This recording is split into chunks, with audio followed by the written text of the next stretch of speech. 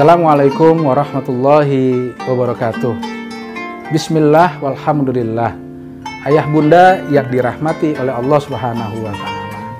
Sebagaimana kita ketahui bahwa di dalam perjalanan hidup ini ada kesan-kesan tertentu di dalam kehidupan orang yang sangat bahagia pada saat apa, pada momentum apa, pada situasi apa orang itu sangat berbahagia.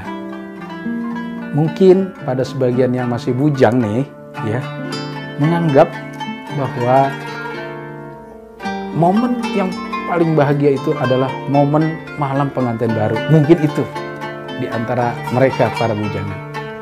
Namun ternyata ada lagi yang jauh lebih bahagia dari sekedar malam pengantin baru. Tetapi hanya orang tertentu yang bisa merasakan. Siapa dia yang bisa merasakan? Yang bisa merasakan adalah pertama orang yang punya jiwa spiritual yang tinggi, yang kedua seorang ayah dan ibu yang bisa bertanggung jawab terhadap nasib pendidikan anak-anaknya. Kemudian kita tanya, momen apakah itu? Momen itu adalah momen ketika seorang ayah mengajak anaknya yang masih TK laki-laki bisa sholat berjamaah di masjid. Tanpa nangis, tanpa sulit, tanpa ngambek, tanpa ngamuk, anak itu mau diajak sholat berjamaah di masjid, dituntun oleh ayahnya berangkat dari rumah menuju masjid.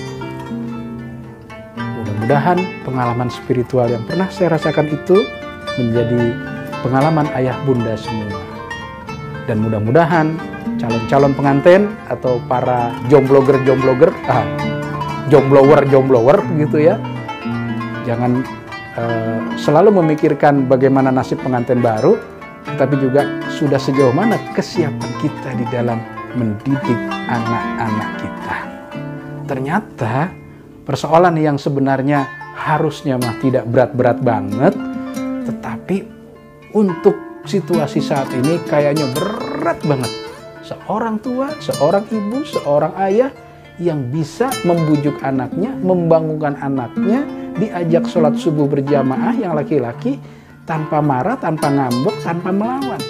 Menjadi susah saat ini.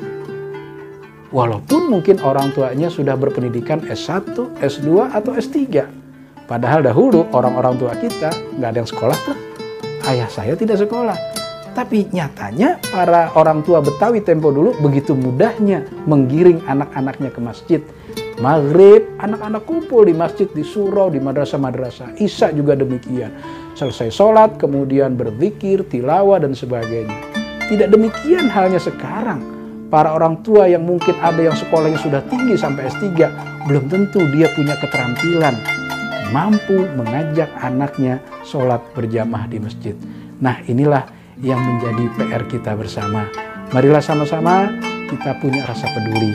Kalau kita ke masjid, lihat sholat subuh dan isya-nya. Seberapa banyak shaf atau jumlah shaf yang ada di masjid kita ketika sholat subuh dan sholat isya. Yang kedua, kita lihat lagi dari jumlah yang sholat itu, berapa banyak yang sholat itu yang usianya antara 15 sampai 40 tahun. Jangan-jangan nggak ada yang di atas 50 tahun semua, atau di bawah 10 tahun, yang balita atau yang manula. Nah, inilah yang menjadi PR kita bersama. Ya bunda, ternyata memang sulit ya mengajak anak-anak kita bisa sholat berjamaah. Padahal ketika kita ingin mendidik anak yang baik, tidak semua sisi-sisinya kita kontrol.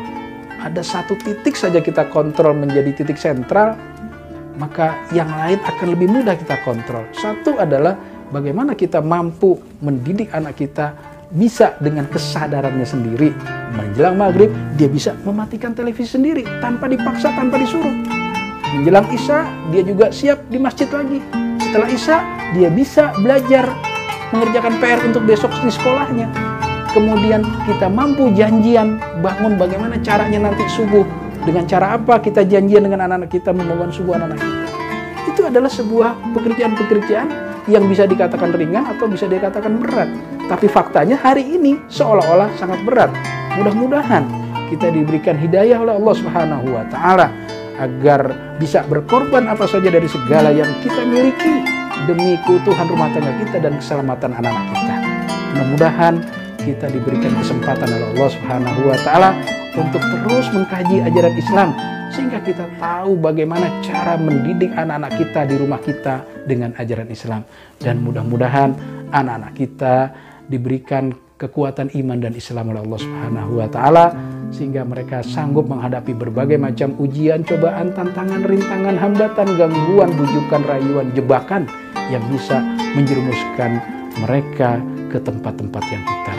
Dan mudah-mudahan Allah mempertemukan kita dengan keluarga kita, dengan istri kita, dengan adik kakak kita, dengan ayah dan ibunda kita, dengan anak-anak kita di surganya kelak. Billahi taufiq wal hidayah. Assalamualaikum warahmatullahi wabarakatuh.